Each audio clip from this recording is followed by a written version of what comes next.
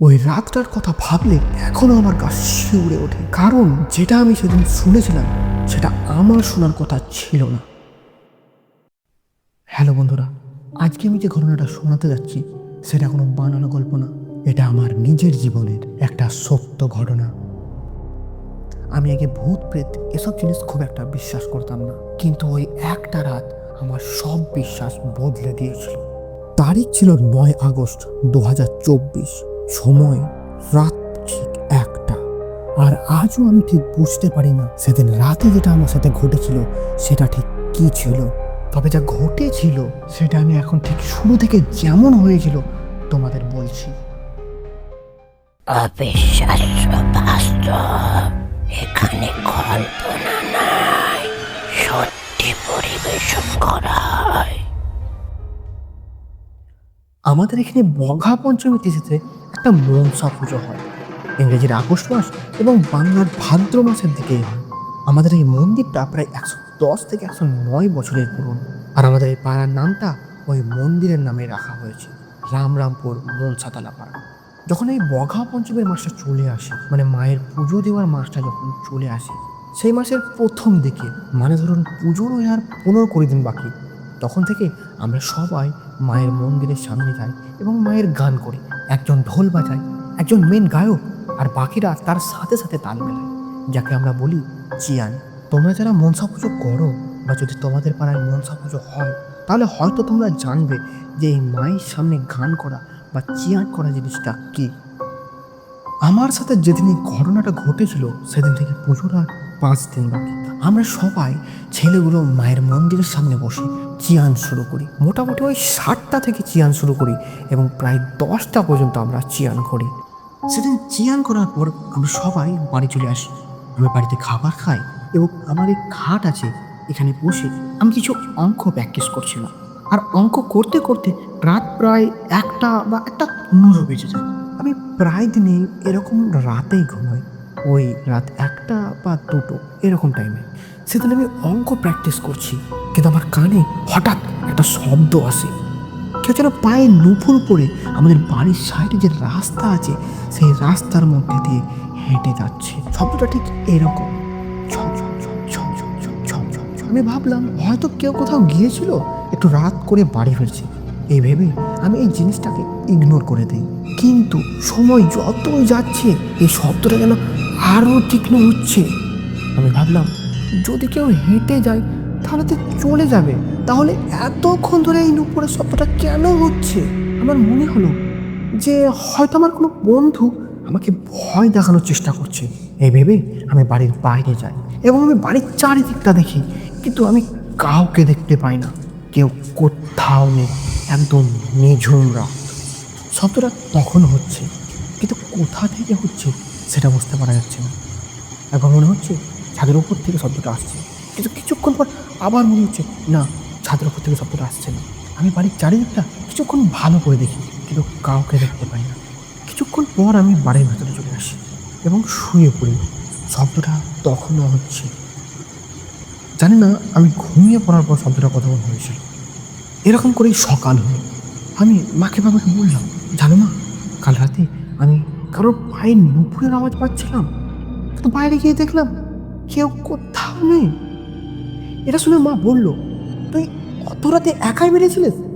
আমি বললাম, হ্যাঁ মা, আমি একাই বেরিয়েছিলাম।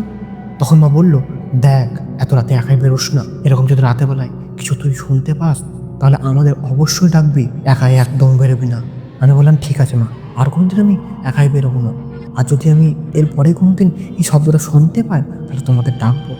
পরদিন রাতে আবার সেই একই টাইমে শব্দটা আবার শুনি। মনে হচ্ছে কেউ যেন নুপুর করে বাড়ির আশেপাশে ঘোরাঘুরি করছে।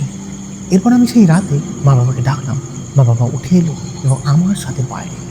কিন্তু তারা যখন উঠলো শব্দটা আর ছিল না। তারাও চারিদিকটা ভালো করে দেখলো যে এটা কোনো পাখির শব্দ না তো, কিন্তু কিছুই দেখতে পাওয়া গেল না। কিছু দেখতে না পাওয়ায় আমি এবং মা বাবা বাড়ির ভেতরে চলে আসি।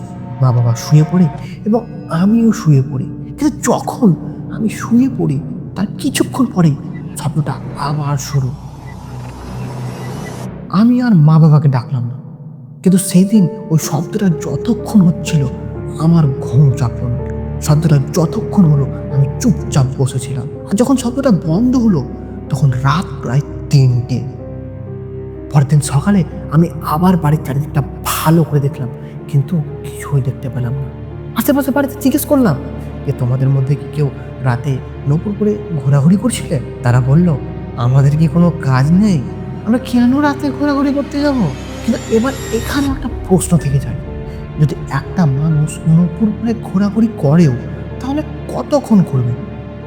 2 মিনিট, 5 মিনিট, খুব বেশি হলে আধ ঘন্টা। কিন্তু এই শব্দটা শুরু হচ্ছে রাত 1টায় আর বন্ধ হচ্ছে প্রায় রাত 3টের সময়। এরপর আমি এই ঘটনাটার ব্যাপারে আমার কয়েকটা বন্ধুকে বললাম, তারাও এলো, এসে ভালো করে দেখলো, কিন্তু তারাও কিছু দেখতে পেল না। পরের দিন 12ই আগস্ট রাত প্রায় 12টা 44, সেই নুপুরের শব্দটা আবার শুরু। কিন্তু এবার আমি এই শব্দটা আমার মোবাইল দিয়ে রেকর্ড করে নিলাম। তোমরাও এই রেকর্ড করা শব্দটা একবার শুনে নাও যে ঠিক কিরকম ভাবে এই নুপুরের শব্দটা হচ্ছিল।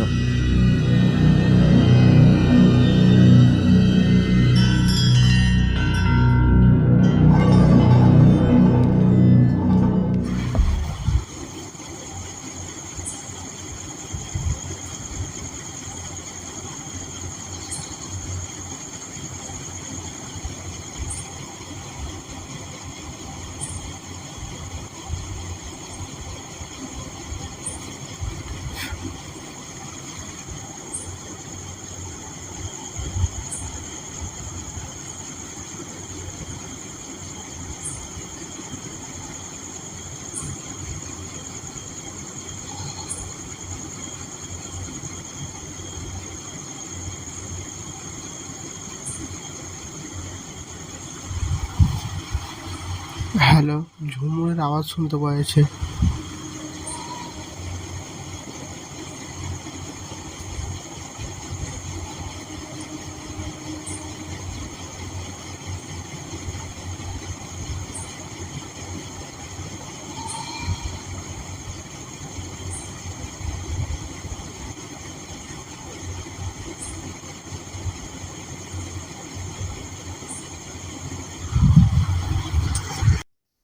পরের দিন এই রেকর্ডিংটা আমি সবাইকে শোনালাম। রেকর্ডিংটা শুনে সবাই বলল, হ্যাঁ এটা কিছু তো বটে। কিন্তু আমার বাড়ির লোক বলছে এটা কোনো পাখির আওয়াজ মনে হয়। আমার বাড়ির লোক এই কথাটা কেন বললো এখানে এই জিনিসটা বলে রাখা হলো। আমার বাড়ির লোক এসব ভূত প্রেত আর তান্ত্রিকের বিষয়ের ব্যাপারটা অতটা বিশ্বাস করে না। পরের দিন 13ই আগস্ট ওই শব্দটা আবার শুরু। আমি ওই নুপুরের শব্দটা এবারও মোবাইলে রেকর্ড করে নিলাম। তারপরে পরের দিন সকালে আমি আমার মাকে এই শব্দটা আবার শোনালাম।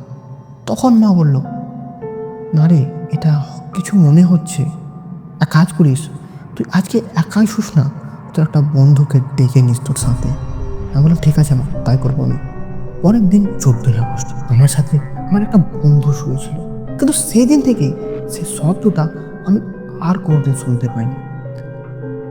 কিন্তু হঠাৎ করে জানুয়ারির প্রথম দিকে আমি এই নুপুরের শব্দটা আবার শুনতে পাই।